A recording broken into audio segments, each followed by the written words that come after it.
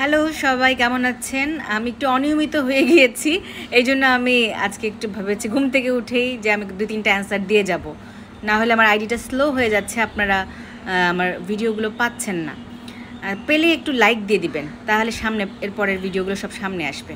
আচ্ছা, দিওয়ালিজ কমেন্টে রিপ্লাই দিচ্ছি।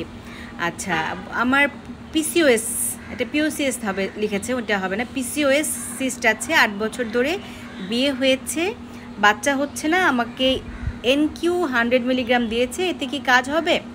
আচ্ছা, এখন কথা হচ্ছে যে পিসিওএস কী জিনিস এটা আগে জানতে হবে।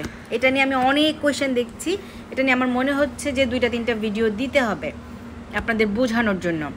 পিসিওএস মিন্স যে আপনি একজন মেয়ে মানুষ, কিন্তু আপনার বডিতে ছেলেদের যে হরমোনটা এইটা আপার হ্যান্ড নিয়েছে, যে কারণে আপনার দেখা যায় যে অনেকের মাসিকের সমস্যা, তারপর হচ্ছে যে ইরেগুলার ব্লিডিং দেখা যাচ্ছে, 3-4 মাস পর পর রক্তপাত হয়, সেটা মাসিকের ব্লিডিংটা হয়, বাচ্চা হয় না, হ্যাঁ, ব্রণ হয়, চুলগুলো পাতলা হয়, অনেকের দাড়ি গোফ হয়, হ্যাঁ।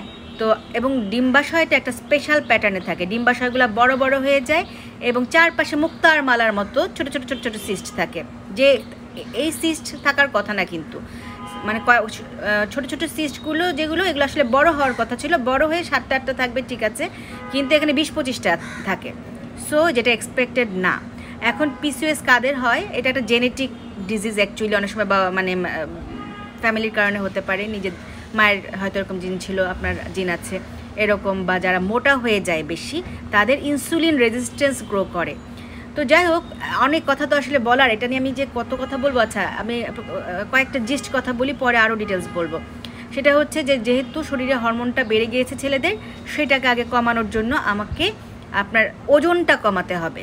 সাধারণত সবাই মোটা থাকে, বেশিরভাগই মোটাটা অবশ্যই অ্যাটলিস্ট 5-10% কমাতে হবে, ঠিক আছে। আচ্ছা, তারপর হচ্ছে যে দেখা যায় এদের এলএইচ এবং এএমএইচ নামক 2টা হরমোন আছে, এগুলো বেশি থাকে, এগুলোকে কমাতে হবে। 10-এর বেশি চলে গেলে একদমই মানে সব কিছু আনকন্ট্রোলড হয়ে যায়, ওগুলো কমাতে হবে। আমরা মেটফরমিন দেই ইনসুলিন রেজিস্ট্যান্সটা কমানোর জন্য, হ্যাঁ, মাসিকটা আবার নিয়মিত করার জন্য। আবার অনেক সময় আমরা হরমোনাল সাপ্রেসিভ পিলও দেই, হ্যাঁ, যেটাতে তার মাসিকটা নিয়মিত হবে এবং ছেলেদের হরমোনটা মানে টেস্টোস্টেরনটা কমবে, এটাকে আমরা বলি অ্যান্ড্রোজেন বলি, ঠিক আছে। তারপরে হচ্ছে মাসিক নিয়মিত করার পরে, এরপর যদি সে বাচ্চা চায়, তারপরে হচ্ছে সে তো উনি তো 8 বছর ধরে বাচ্চা চাচ্ছে, এরপর আমরা বাচ্চা হওয়ার ট্রিটমেন্ট দিই। এক্ষেত্রে অনেক সময় ল্যাপারোস্কোপিক ড্রিলিং করা লাগে, ওখানে একটু ফুটা ফুটা করে দিলে ল্যাপারোস্কোপিক্যালি তখন ভালো হরমোন নিঃসরণ হয়। সামনে আরও কথা বলবো, ওকে।